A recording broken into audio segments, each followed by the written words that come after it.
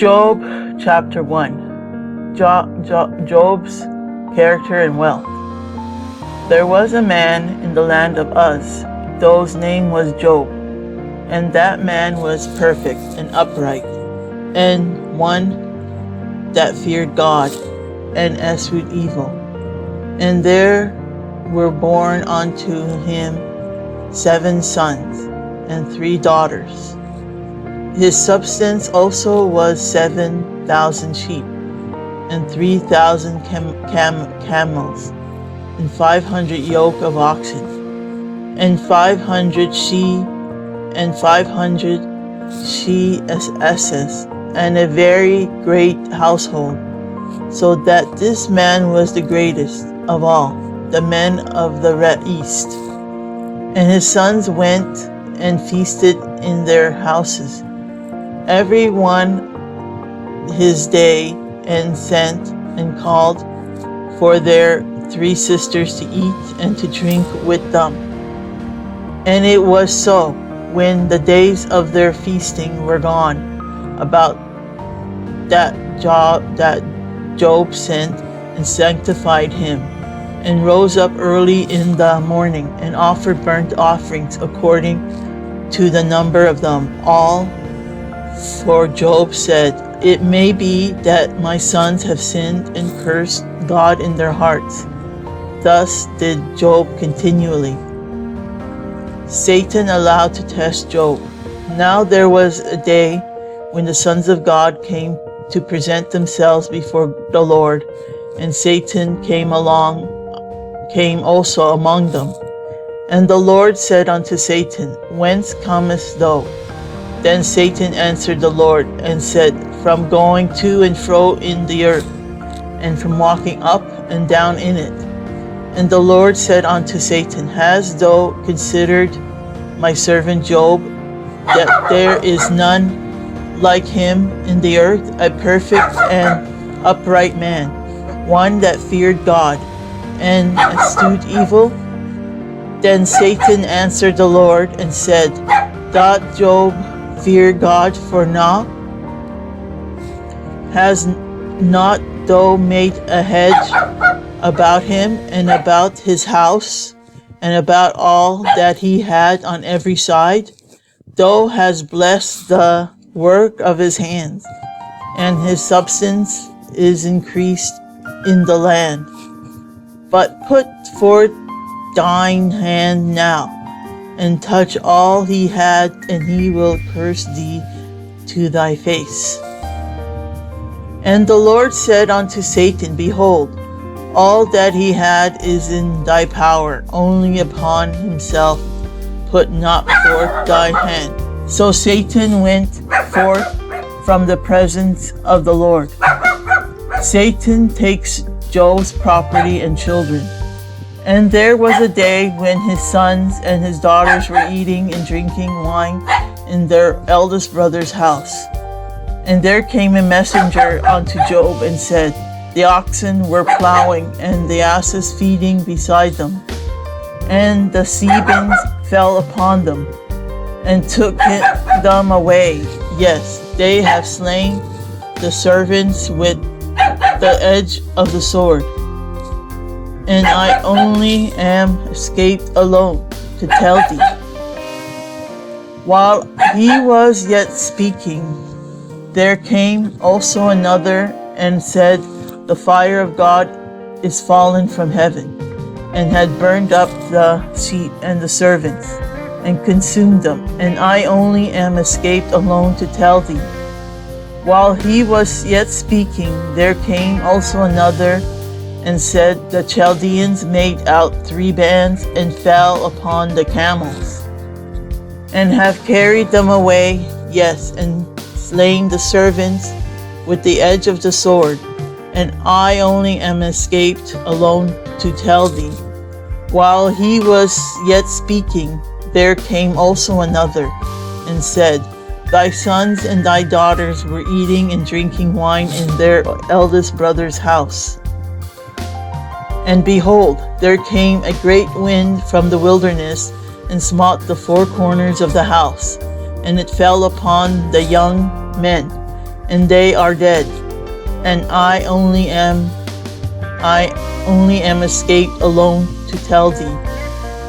Then Job arose and rent his mantle, and shaved his head, and fell down upon the ground and worshipped, and said, Naked came I out of my mother's womb, and naked shall I return thither. And the Lord gave, and the Lord had taken away. Blessed be the name of the Lord. In all this Job sinned not, nor charged God foolishly.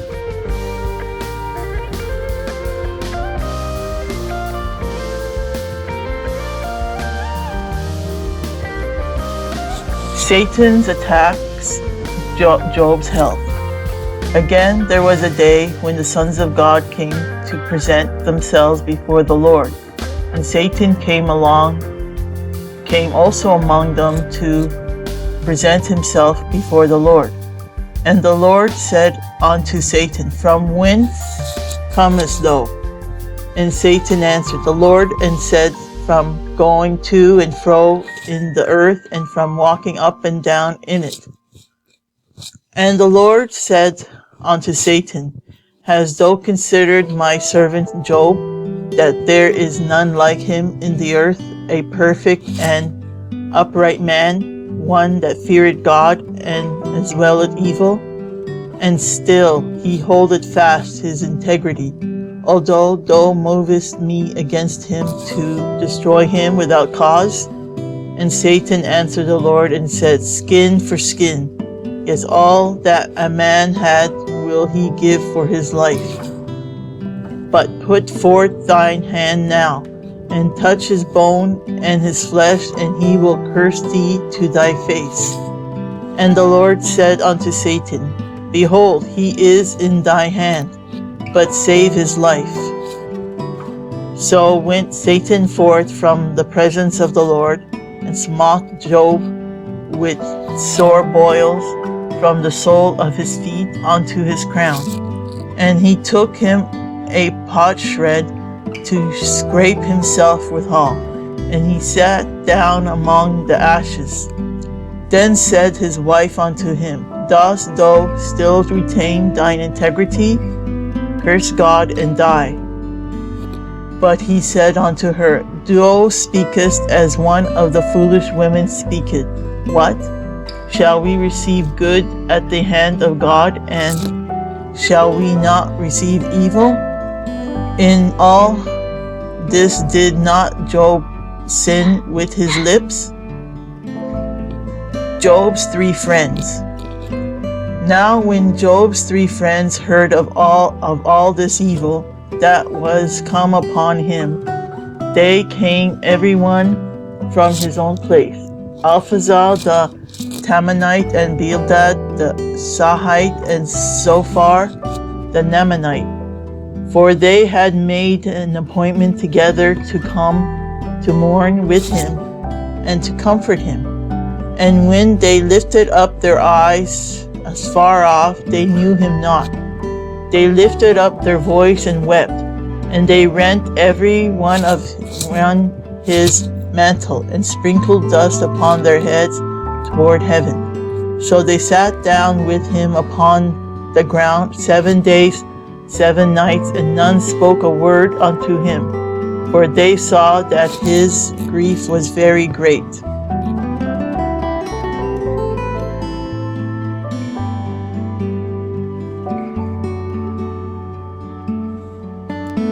Chapter 3. Job laments his birth. After this opened Job his mouth and cursed his day.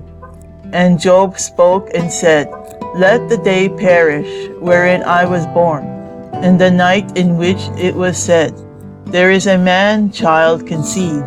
Let that day be darkness, let not God regard it from above, neither let the light shine upon it. Let darkness and the shadow of death stain it. Let a cloud dwell upon it. Let the blackness of the day terrify it. As for that night, let darkness seize upon it. Let it not be joined unto the days of the year. Let it not come on into the number of the months. Lo, let that night be solitarily. Let no joyful voice come therein. Let them curse it that curse that the day, who are ready to raise up their mourning. Let the stars of the twilight thereof be dark. Let it look for light, but have none. Neither let it be see the dawning of the day, because it shut not up the doors of my mother's womb, nor hid sorrow from my eyes. Why died I not from the womb? Why did I not give up the ghost when I came out of the belly? Why did the knees prevent me? Or why the breasts that I should suck? For now, should I have lain still and been quiet, I should have slept. Then had I been at rest with kings and counselors of the earth, which built desolate places for themselves, or with princes that had gold, who filled their houses with silver, or as a hidden untimely birth. I had not been as if infants, which never saw light. There the wicked cease from troubling, and there the weary be at rest. There the prisoners rest together. They hear not the voice of the oppressor. The small and great are there, and the servant is free from his master. Wherefore is light given to him that is in misery, and life unto the bitter in soul, which long for death, but it cometh not, and dig for it more than for hid treasures, which rejoice exceedingly and are glad when they can find the grave. Why is light given to a man whose way is hid, and whom God had hedged in? For my sight cometh before I eat, and my roarings are poured out like the waters. For the thing which I greatly feared is come upon me, and that which I was afraid of it come unto me. I was not in safety, neither had I rest, neither was I quiet, yet trouble came.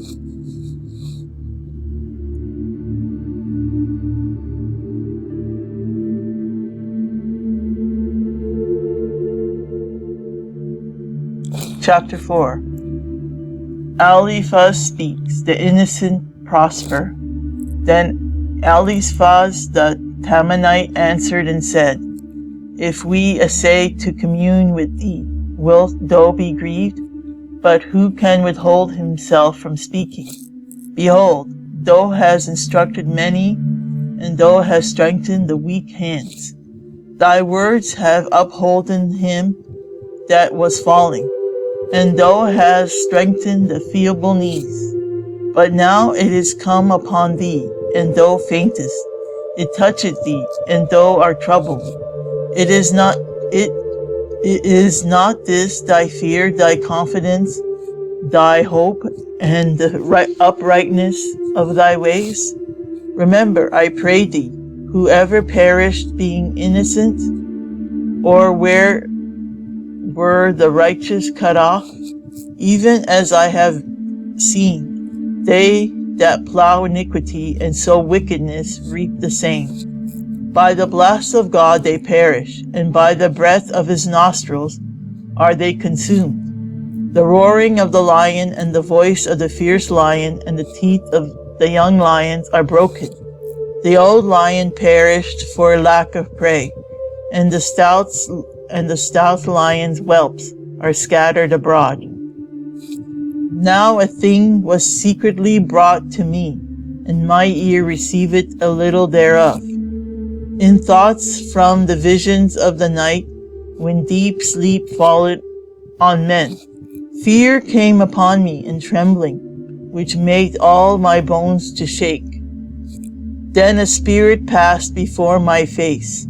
The hair of my flesh stood up. It stood still, but I could not discern the form thereof. An image was before my eyes. There was silence, and I heard a voice saying, Shall mortal men be more just than God? Shall a man be more pure than his Maker? Behold, he put no trust in his servants, and his angels he charged with folly. How much less in them that dwell in houses of clay, whose foundation is in the dust, which are crushed before the moth? They are destroyed from morning to evening. They perish forever, without any regarding it. Doth not their excellency which is in them go away? They die even without wisdom.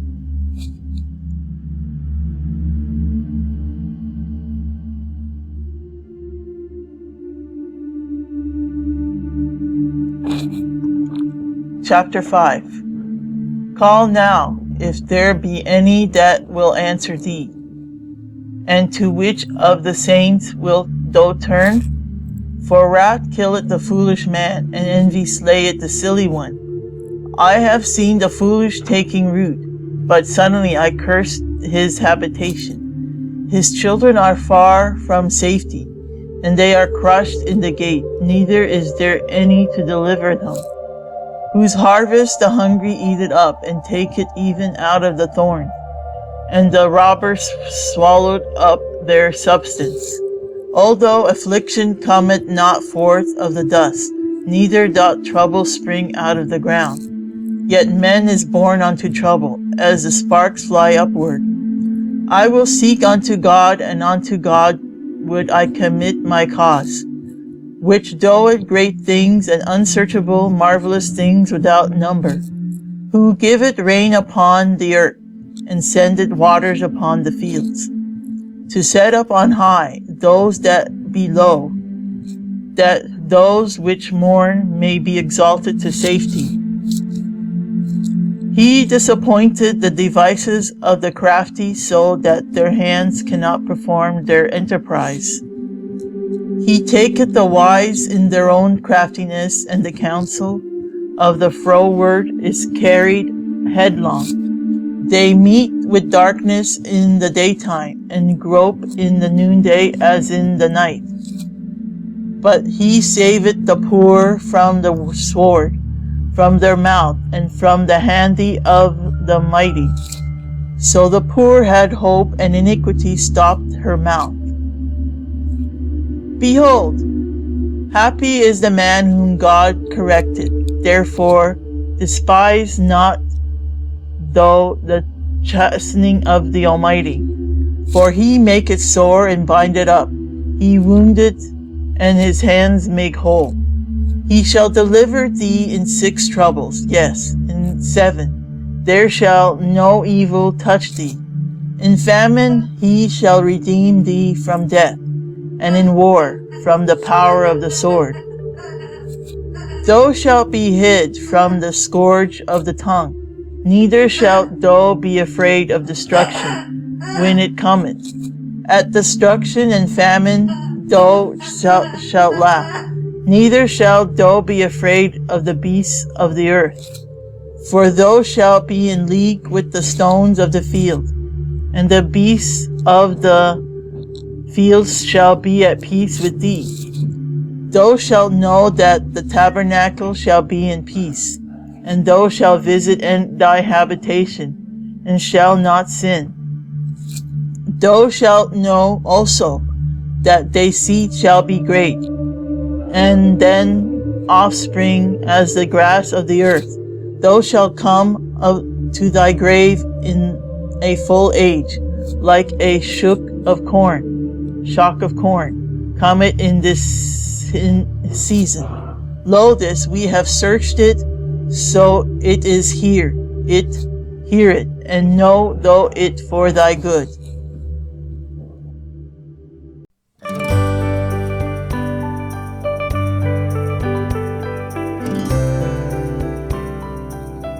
Job replies, My complaint is just. But Job answered and said, Oh, that my grief were thoroughly weighed, and my calamity laid in the balances together. for now it would be heavier than the sand of the sea. Therefore my words are swallowed up. For the arrows of the Almighty are within me, the poison whereof drinketh upon my spirit. The terrors of God do set themselves in array against me. Doth the wild ass bray when he had growth, or loweth the ox over his fodder? Can that which is unsavory be eaten without salt? Or is there any taste in the white of an egg? The things that my soul refused to touch are as my sorrowful meat. Oh, that I might have my request, and that God would grant me the thing that I longed for, even that it would please God to destroy me, that he would let loose his hand and cut me off.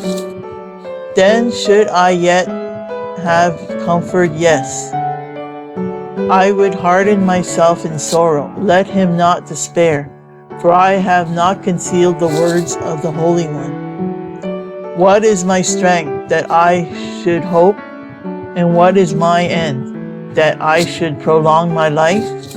Is my strength the strength of stones, or is my flesh of brass? Is not my help in me, and is wisdom driven quite from me? To him that is afflicted pity should be sued from his friend, but he forsaketh the fear of the Almighty. My brethren have dealt deceitfully as a brook, and as a stream of brooks they pass away, which are blackish by reason of the ice, and wherein the snow is hid. What time they wax warm, they vanish. When it is hot, they are consumed out of their place. The paths of their way are turned aside. They go to nothing and perish. The troops of Tema looked, and the companies of Sheba waited for them. They are confounded because they had hoped. They came thither and were ashamed. For now ye are nothing. Ye see my casting down and are afraid. Did I say, bring it unto me, or give a reward for me of your substance, or deliver me from the enemy's hand, or redeem me from the hand of the mighty? Teach me, and I will hold my tongue, and cause me to understand, wherein I have erred. How forcible are right words! But what doth your arguing reprove?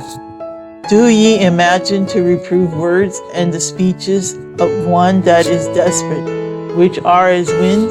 Yes, ye overwhelm the fatherless, and yes, dig a pit for your friend. Now therefore be content, look upon me, for it is evident unto me, if I die. Return, I pray you.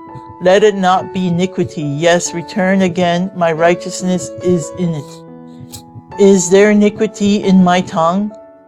Cannot my taste discern perverse things?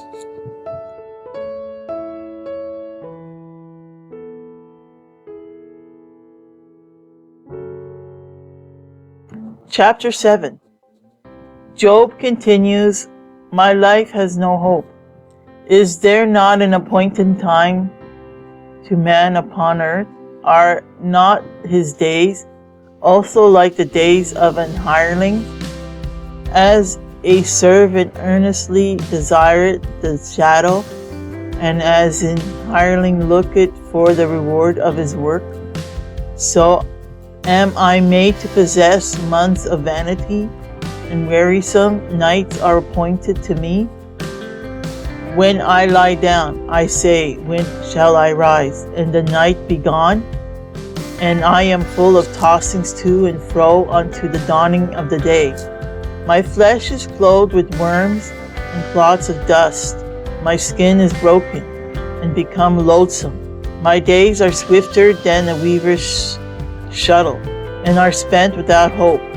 O remember that my life is wind. My eye shall no more see good. The eye of him that had seen me shall see me no more.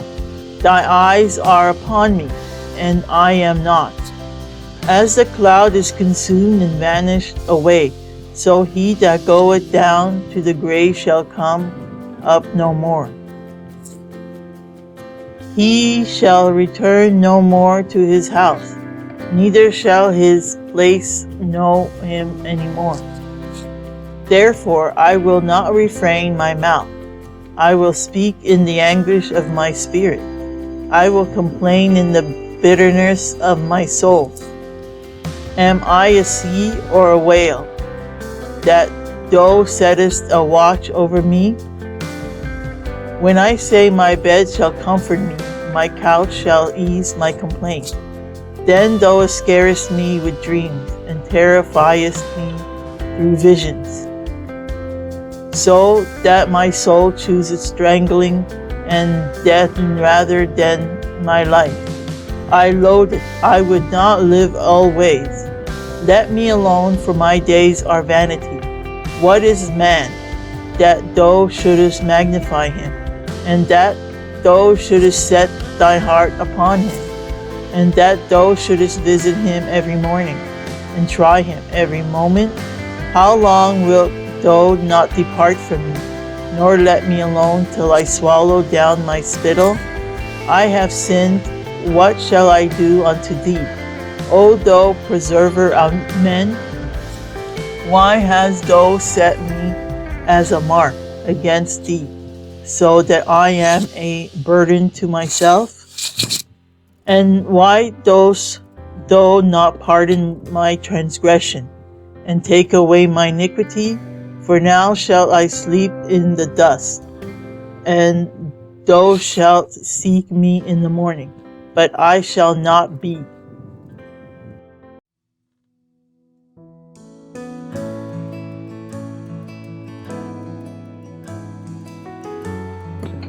Job chapter 8. Bildad speaks, Job should repent. Then answered Bildad the Shuhite and said, How long wilt thou speak these things? And how long shall the words of thy mouth be like a strong wind? Doth God pervert judgment? Or doth the Almighty pervert justice?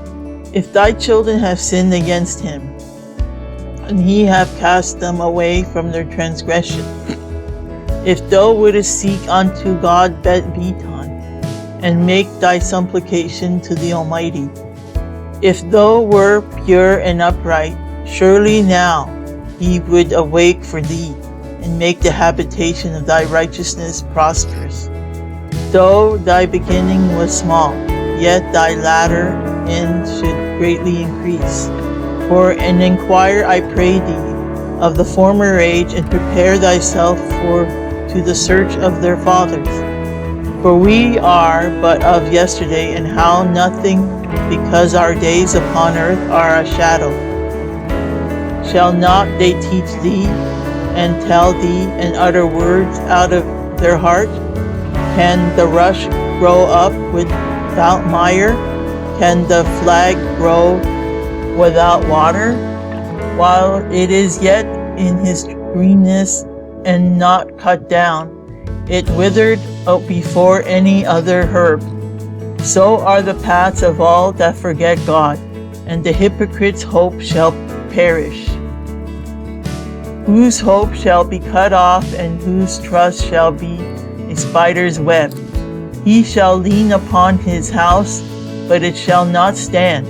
He shall hold it fast, but it shall not endure. He is green before the sun, and his branch shooteth forth in his garden. His roots are wrapped about the heap, and seated the place of stones.